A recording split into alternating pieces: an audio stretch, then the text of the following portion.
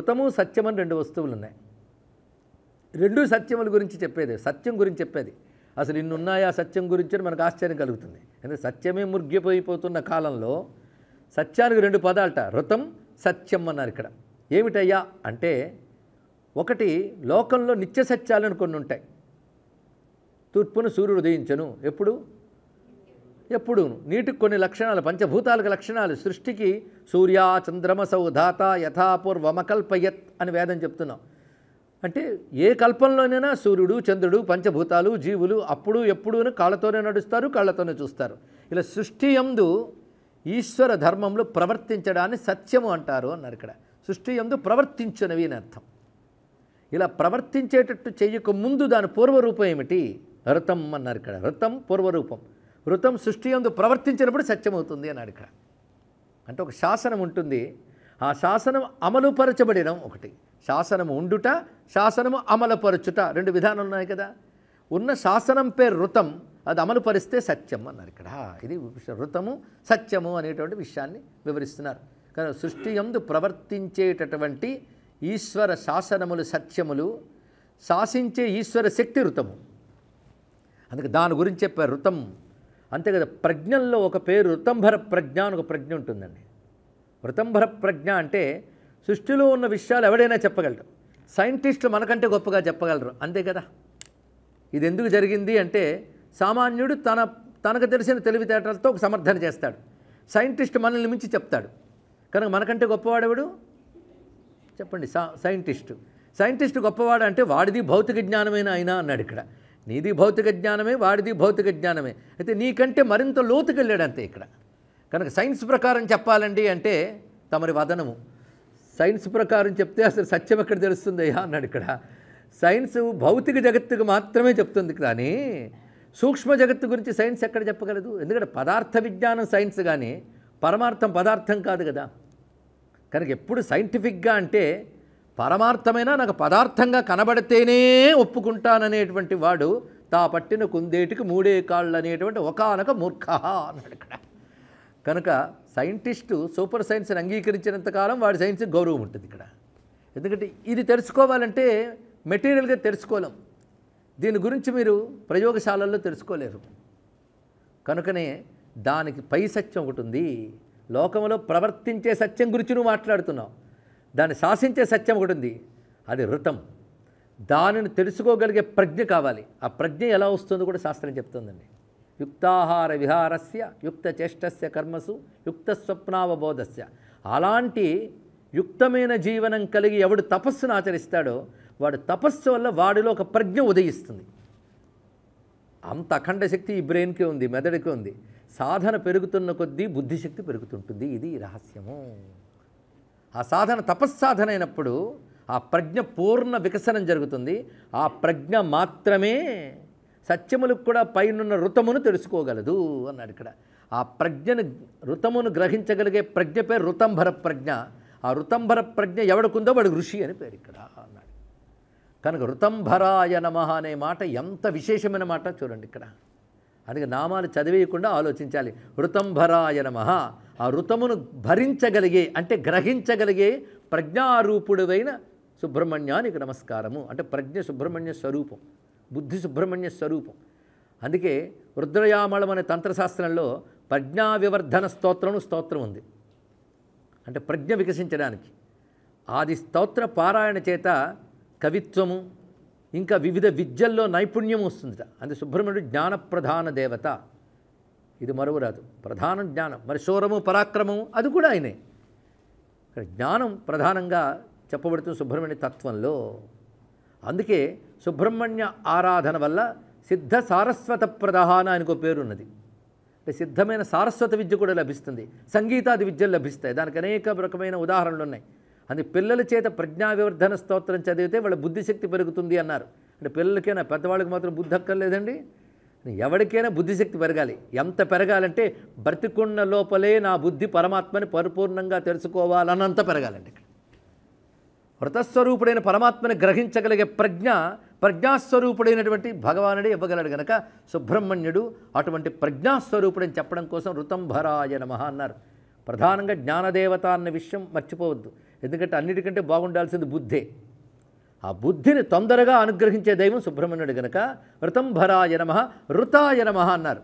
ఋతం ఋతస్వరూపుడైన వానికి నమస్కారం అన్నప్పుడు ఋతాయ నమః అన్నారు. ఇక్కడ ఋతస్వరూపుడు, ఋతంభరస్వరూపుడు, ఇవి సంపూర్ణంగా వైదిక శబ్దాలు. వాటి నిరుక్తముతోనే వీటికి అర్థాలు చెప్పుకోవాలి తప్ప మామూలు డిక్షనరీల్లో దొరకదండి. మీరు మొత్తం కావ్య ప్రపంచం వెతకండి, సత్యం అనే మాట వివిధ సందర్భాల్లో వాడబడుతుంది, కానీ ఋతం అనే మాట ఎక్కడ వాడబడదు. ఋతం అనే మాట కేవలం వేదవాంగ్మయంలోనే ఉన్నది. ఇక్కడ ఆ శబ్దానికి అంత ఉదాత్తమైన అర్థం ఉన్నది ఋతం అనే మాటకి.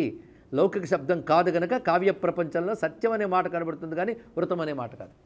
ఆ మాటకు వస్తే సత్యమే బ్రహ్మం అన్నారు కదండి అంటే, సత్యమే బ్రహ్మం అందులో సందేహం లేదు, కానీ సత్యంలో ఒక అంతర్భాగంగా ఉన్నది ఋతం అని. ఋతము సత్యం అనే సూక్ష్మ విభాగాన్ని ఇంత అందంగా వేదం చెప్తున్నది కనుక ఋతంభరాయ నమః ఋతాయ నమః రుజుప్రీతాయ నమః.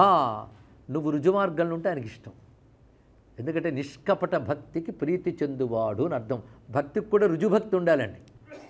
భగవంతుడా నిన్ను మించిన వాళ్ళు లేడు, నీవే నాకు గతి అని అంటూ లోపల ఎన్ని కోరికలో సరిగ్గా నమ్మకం కూడా ఉండదు వాడికి. ఆ కోరిక తీరకపోతే అపనమ్మకం వస్తుంది, తీరితే నమ్మకం కొంతకాలం ఉంటుంది. జాగ్రత్త విన్నారు కదా, నమ్మకం కొంతకాలం, మళ్ళీ ఆయన వల్లే తీరిందా ఏమిటి అని మళ్ళీ మేధావి ఒకటి వీడుకుడు. అప్పుడేమో ఏడ్చి పాదాలు పట్టుకున్నాడు, తీరిన తర్వాత ఇది దానంతా జరిగిందేమో ఆయన వల్ల ఏమిటి, ఇది అంతా రుజుభక్తి అనుకుంటారండి ఎవడైనా. కనుక నీలో నిష్కపటత్వం ఉంటే పరమాత్మ సంతోషిస్తాడు. కనుక రుజు అనే మాట గొప్ప అర్థం నిష్కపటం. ఎందుకంటే కపటం అంటేనే బయటకొకటి లోపల ఒకటి ఉంటే కపటం, మూడు ఒకేలా ఉంటే నిష్కపటం. కనుక భక్తి అనేది ప్రోజ్జిత కైతవం, కైతవం కితవత్వం, కపటం లేకుండా ఉండాలి అన్నాడు. అలా నువ్వు ఉంటే ఆయనకి ఇష్టమండి. ఏ దేవతకైనా కూడా నిష్కపట భక్తికి ప్రియుడు. అందుకని పాండిత్యము మంత్రము తంత్రము భగవంతుడిని ప్రసన్నం చేయలేదు. నిష్కపటత్వమే. నేను ఉపవాసాలు చేశాను, నేను పట్టుకుంటే లక్షల జపం చేశాను, నువ్వు తృప్తిపడాలి కానీ ఈశ్వరుడు తృప్తిపడ్డాం.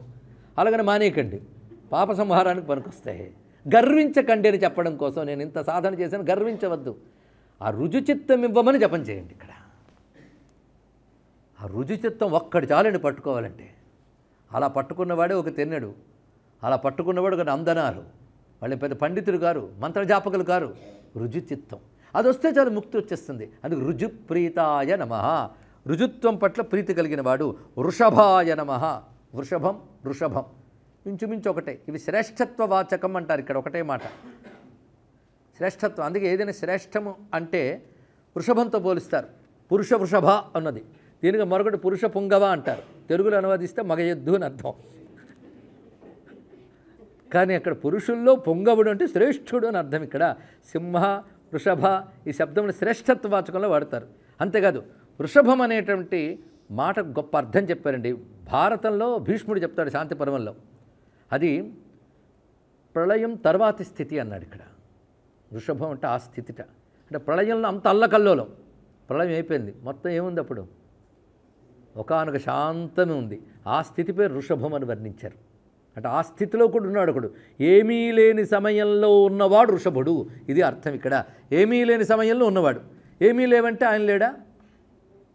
ప్రళయంలో ఏమీ ఉండవు. ఏమీ లేకపోతే ఎలా అండి, మళ్ళీ అన్నీ రావాలా?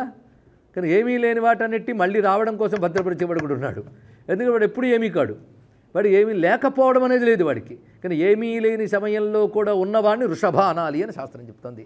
ఇది వైదికంగా దర్శించేటువంటి అర్థములు, మన లౌకికంగా చెప్పేది కాదు. ఒకటి చెప్పేటప్పుడు వృషభం అంటే శ్రేష్ఠత్వవాచకంలో చెప్పుకున్నాం. అలాగే వృషభం అంటే వృషోహి భగవాన్ ధర్మ, ధర్మస్వరూపుడు రెండవ అర్థము. మూడవది ప్రళయానంతర స్థితి. ఈ మూడు చెప్పుకున్నాం. రుద్ధిదాయ నమః, రుద్ధిదాయ నమః, బుద్ధిదాయి కాదు రుద్ధి. ఇవి వచ్చేటప్పుడు జాగ్రత్తగా బుద్ధి రుద్ధి ఇంచుమించు ఒకేలా వినబడతాయి. మన తెలుగులో అయితే ఒకటి ఎక్కువ పెడితే వృద్ధి అవుతుంది, ఒకటి తీసేస్తే బుద్ధి అవుతుంది. బుద్ధి ఉంటే ఎక్కడేది పెట్టాలో తెలుస్తుంది ఇక్కడ. కనుక రుద్ధిదాయ నమః, రుద్ధి. గణపతి దగ్గర రుద్ధి సిద్ధి అని రెండు శక్తులు ఉంటారు, బుద్ధి సిద్ధి అని కూడా ఉంటారని చెప్పారు. రుద్ధి వృద్ధ్యామోద ప్రమోద చెప్తున్నాం కదా. వృద్ధి అంటే ఇప్పుడున్న దానికంటే ఎక్కువ రావడానికి వృద్ధి. ఇతోధిక అభివృద్ధి అనే మాట కూడా దాని నుంచి వచ్చింది.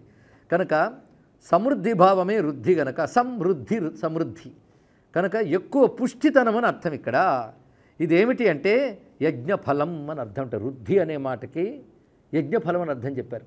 ఏదో యజ్ఞం చేయకముందు నీకు ఏదో ఒకటి ఉంది కదా, యజ్ఞం చేసిన తర్వాత ఏం జరిగింది? అధికంగా లభించింది కదా. కానీ యజ్ఞఫలమునకు వృద్ధిదాయ, వృద్ధి అనే పేరు. యజ్ఞఫలమిచ్చువాడు కనుక వృద్ధిదాయ, ఇది వైదిక అర్థం. లౌకికంగా చూస్తే పుష్టిగా సంపదలిస్తాడు, దీంతో తృప్తిపడితే చాలు. కానీ యజ్ఞఫలం ఇస్తాడనే మాట అసలైన అర్థాన్ని చెప్పారు ఇక్కడ. ఋగ్యజుస్సామ సంస్థుతాయ నమః. సుబ్రహ్మణ్యుని గురించి ప్రతి వేదమనందున్నది. ఆ మాటకొస్తే వేద రక్షకుడు, వేద వేద్యుడు గనక ఋగ్యజుస్సామముల చేత అంటే వేదము చేత నమస్కరింపబడివాడు. లులితోద్ధారకాయ నమః, లూత భవపాశ ప్రభంజనాయ నమః. లుకారంతో 2 నామాలు చెప్పారు. దీంతో మహా కష్టం అండి. 2 నామాలు తీసుకొచ్చాడు ఇక్కడ. లూత అని సాలెపురుక్కి పేరు, అలాగే లులిత, దీన్ని తెలుగులో మామూలుగా రాస్తే లులిత అని రాస్తాం కానీ ఉళిలిత అని రాయాలి ఇక్కడ. లులితము అంటే అర్థము క్షోభపడువాడు, క్షోభ అని అర్థం ఇక్కడ. లులితం అంటే క్షుబ్ధ అని అర్థం ఇక్కడ. అంటే ఈ విధంగా ఎవడైతే క్షోభపడుతూ ఉంటాడో వాడిని ఉద్ధరిస్తాడు కనుక లులితోద్ధారకాయ నమః అన్నారు ఇక్కడ. కలతలు మొదలైన వాటితో చెదిరిపోయే వాళ్ళని ఉద్ధరించేవాడు లులితోద్ధారకాయ నమః. ఇక లూత భవపాస ప్రభంజనాయ నమః. లూత అంటే సాలెపురుగు, అది కట్టుకున్న గూడులాగా ఏర్పడుతుంది సంసారం అన్నాడు ఇక్కడ. ఈ సంసారం అంతా అలాగే. పోనీ ఎక్కడి నుంచి వచ్చిందా దానికి గూడు కట్టాలంటే దారం ఎక్కడి నుంచి తీసుకెళ్ళిందండి? ఇంకా పక్షులైతే బయట నుంచి పుల్లలు ఏరుకుని వెళ్తాయి. సాలెపురుగు ఉందే తన నోటి నుంచి తానే మొత్తం చుట్టుకుని అందులో కూర్చుంటుంది. కూర్చుని ఎవడు పడితే వాడిని తిరుగుతుంటుంది. సంసారం కూడా అలాగే, నీ అంతటి నువ్వు కల్పించుకున్నదే, నిజానికి ఏమీ లేదు. కొందరు అంటారు నేను లేకపోతే ఎలా అండి, ఇవన్నీ నువ్వు లేకపోయినా అన్నీ అలాగే ఉంటాయి. నువ్వు అలా అనుకుంటావు, నువ్వు కల్పించుకుంటావు, నీ నుంచి కల్పించుకుని ఇది నాది కాదనే భావంతో ఇది నా ధర్మము, ఇది అధర్మము, ఇది నా కల్పించుకున్నదంతా నువ్వు దానిలో పడి తిరుగుతుంటావు. బయటపడలే, నీ నుంచి సృష్టించుకున్న దాంట్లో నువ్వు బంధితుడు అవుతావు. కనుకే ఆ లూత వల్లే భవపాసం ఒకటి ఏర్పడితే, ఒక సాలువుడు గూడుందనుకోండి, పెద్ద గాలేస్తే ఏమవుతుంది? మొత్తం పోతుంది. అలాగే లూత భవపాస ప్రభంజనాయ నమః అన్నాడు ఇక్కడ. అలాగ సాలీడులాగా నువ్వు కల్పించుకున్న సంసార పాశాన్ని ఒక పెనుగాలిలా ఎగరగొట్టేవాడెవడో ఆయన సుబ్రహ్మణ్యుడు అన్నారు ఇక్కడ. అంటే సంసార పాశఛేదకుడు అనే భావాన్ని చక్కగా చూపించారు. ఆ తర్వాత ఏణాంకధర సత్పుత్రాయ నమః, గొప్ప మాట చెప్పారు. ఏణాంకధరుడు, ఏణాంకం అంటే చంద్రుడు, ఏణాంకధరుడు అంటే చంద్రశేఖరుడు. ఆయనకి సత్పుత్రాయ నమః, శివపుత్రాయ నమః. ఎప్పుడైనా ఒక మాటలో మాటికి శివపుత్రుడు ఉమాపుత్రుడు ఎందుకు చెప్తున్నా అంటే మన నామాలు 1000 కావాలి కదండి, అందుకు అనకూడదండి ఇక్కడ. పిల్లాన్ని చెప్తున్న ప్రతిసారి తల్లిదండ్రులను గుర్తు చేయడం అనేది ఒకానొక అద్భుతమైన అంశం ఇక్కడ. అందుకే అబ్బాయిని చూస్తున్నాడు అమ్మా నాన్న గుర్తు రావాలి. దానివల్ల ఏం జరుగుతుందంటే నీకు ఏకకాలంలో వాళ్ళిద్దరి అనుగ్రహం కూడా లభిస్తుంది అని చెప్పారు ఇక్కడ. అందుకే గణపతి సహస్రానికి సుబ్రహ్మణ్య శాస్త్రంలో కూడా ఇది బాగా పఠించే వారికి శివపార్వతులు తనయుని వలె చూస్తారు అని ఒక ఫలశ్రుతి చెప్పారండి ఇక్కడ. బాగుంది. అంటే మాటికి వాళ్ళిద్దరినీ తలుచుకోవడం నేను తందం అనమాట. అంతే కదా, పిల్లాన్ని చూసిన ప్రతిసారి తల్లిదండ్రులు గుర్తొచ్చారంటే వాళ్ళిద్దరు పోలికలు అలా అచ్చుగుద్దినట్టున్నాడు మహానుభావుడు. అందుకే ఏణాంకధర సత్పుత్రాయ నమః, ఏకస్మై నమః. ఇది చాలా గొప్ప విషయం. బ్రహ్మమునకున్న పేరుల్లో ఏకం అనే పేరు గొప్పది. అదే మన ఏకో నారాయణ ఏకో రుద్రఘన అద్వితీయాయతస్థే ఏకం అద్వితీయం బ్రహ్మ అని ఏకశబ్దమే ఎక్కువగా పరమాత్మ గురించి చెప్పబడుతుంది. ఏకో నైక సవక్క కిం యత్తత్పదమనుత్తమం. ఆ పదములని పరమాత్మ. ఏకో నైక సవహ కహ కిం యత్తత్పదం అనుత్తమం, అది పరమాత్మ అంటే ఇక్కడ. ఏకస్మై నమః, ఏనౌఘనాశకాయ నమః. ఏనౌఘము అంటే పాప సమూహము, దాన్ని నశింపజేసేవాడు. తర్వాత ఐశ్వర్యదాయ నమః, ఐంద్రభోగినే నమః, ఐంద్రీహాయ నమః. ఇవి కొంచెం సంస్కృతం తెలిసిన పెద్ద అర్థం ఇబ్బంది లేదు, కానీ సామాన్యులకు కొంచెం ఐశ్వర్యదాయ నమః అర్థమవుతుంది. ఐశ్వర్యం ఇచ్చేవాడు. ఐశ్వర్యం అంటే ఈశ్వరత్వము, సంపద అని కాదు, అధికారం అని అర్థం ఇక్కడ. ఇది ఎంత సంపదనా దాని మీద నీకు అధికారం ఉండాలి, లేకపోతే ఖర్చు పెట్టడానికి అర్హత ఉండదు ఇక్కడ. అంతే, అంతా సంపాదించానండి కానీ ఒక్కడ ఖర్చు పెట్టుకోవాలంటే ఏం లాభం? కనుక ఐశ్వర్యము అంటే పవర్ అని అర్థం ఇక్కడ, అది ఇచ్చేవాడు. ఐంద్రభోగినే నమః, ఐంద్రీహాయ నమః. ఐంద్రభోగం, ఇంద్రభోగం నేను చెప్పుకున్న ఇంద్రభోగం అండి అంటే అర్థం యజ్ఞముల వల్ల లభించే స్థితి, అది ఆ స్వరూప ఆయన. ఐంద్రీహాయ నమః, ఇంద్రాదులకున్న ఈహ ఆయన స్వరూపంట. ఇంద్రాదులకు ఉండేటువంటి పాలనాపరమైన ధర్మపరమైన భోగపరమైన కోరిక ఏది ఉన్నదో తత్స్వరూపుడైన, అది లేకపోతే 3 జరగవు. అందుకని రాజుగా ఉండవలసిన వాడికి నాకు పాలించాలని కోరిక లేదండి అంటే ప్రజలు ఏమైపోతారు. కనుక వాళ్ళు పాలించేటటువంటి ఒక ఈగ ఉండాలా లేదా, అది కలిగిస్తాడు ఆయన. అందుకే ధర్మబద్ధమైన కోరిక నా స్వరూపమే అని చెప్పాడు కదా భగవానుడు. అందుకే ఐంద్రియాయ నమః, ఐంద్రవందితాయ నమః. ఇంకా ఓకారనామాలు వీటిలో చాలా విశేషాలు ఉన్నాయి. ఓజస్వినే నమః, ఇంత ఊర్జ లాగే ఓజస్సు. ఓజస్సు అనే మాట ప్రతి వాళ్ళలో ఓజోధాతు ఉంటుందండి. ఈ ఓజోధాతువే శరీరాంతరికి బలం. అయితే జీవుల యందు ఉండే ఓజోధాతువు పరిమితంగా దేహాదుల యందు ఉంటుంది. ఈశ్వరుడు ఓజస్సే అసలు ఓజస్సు అని చెప్పారు. ఓజోసి సహోసి బలమసి భ్రాజోసి. ఆ ఓజస్సు ఏమిటంటే శంకరులు చెప్తారు జగద్విధారణ సామర్థ్యం అన్నారు. ఇక్కడ జగత్తును ధరించగలిగే బలాన్ని ఓజస్సు అనాలి అన్నారు. ఇక్కడ సర్వజగత్తుని పట్టుకునే బలం. అయితే ఆ బలానికి మరొక లక్షణం ఉండాలండి. కేవలం జగత్తును పట్టే బలము ఓజస్సు అని కాకుండా దానికి 2 లక్షణాలు ఉండాలన్నారు. అది ఏమిటి అంటే యద్బలం కామరాగ వివర్జితం జగద్విధారణ సామర్థ్యం తద్బలం ఓజహ. ఇది అర్థం చెప్పారు. అంటే సర్వజగత్తును భరించగలిగే శక్తి కామరాగ లక్షణము లేని బలము అన్నాడు ఇక్కడ. ఈ మాట చాలా గొప్ప విషయం. మనం బలం ప్రయోగించామంటే దానివల్ల ఏదో కోరిక లేదా అనుబంధం, ఈ 2 ఉంటాయి అంతే కదా. దానికోసం బలం చూపిస్తాం. ఇంత ప్రపంచాన్ని భగవంతుడు తన బలంతో పట్టాడంటే ఆయన ఏ కోరికతో పట్టాడు, ఏ అనుబంధంతో పట్టాడు, ఇది ప్రశ్న.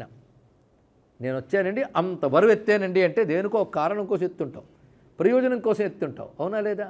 కానీ భగవంతుడి విశ్వాన్ని దేనికోసం ఎత్తాడు, ఆయన కామము లేదు రాగము లేదు. కానీ కామరాగ వివర్జితం జగద్విధారణ సామర్థ్యం ఓజహ. అలాంటి ఓజస్సు కలవాడమంటే పరమాత్మ తప్ప మరొకలేదండి. అందుకే పరమాత్మ బలాన్ని అసలు బలం అనాలి, దాని పేరు ఓజస్సు అనాలి. ఇది మన అనుసంధానం చేసుకుంటే ఆయన అనుగ్రహం వల్ల ఓజోధాతు పుష్టి కూడా లభిస్తుంది ఇక్కడ. కానీ ఓజస్వినే నమః చాలా గొప్ప నామం ఇది. ఓజస్తేజోద్యుతిధర అది కనబడుతున్నది. ఓజోవతి ద్యుతిధర యజ్ఞరూప ప్రియవ్రత.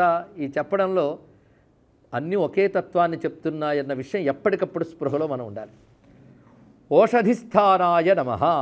ఇక్కడ సుబ్రహ్మణ్య నామాల్లో ఓషధి, ఔషధి లేదా ఔషధం ఈ రెండిటితో చాలా నామాలు ఉన్నాయండి. ఏదో రహస్యం ఉంది ఇందులో. మరొక చోట ఔషధ్యై నమః, ఔషధాకారాయ నమః, ఔషధధారకాయ నమః. ఇన్ని నామాలు ఉన్నాయి.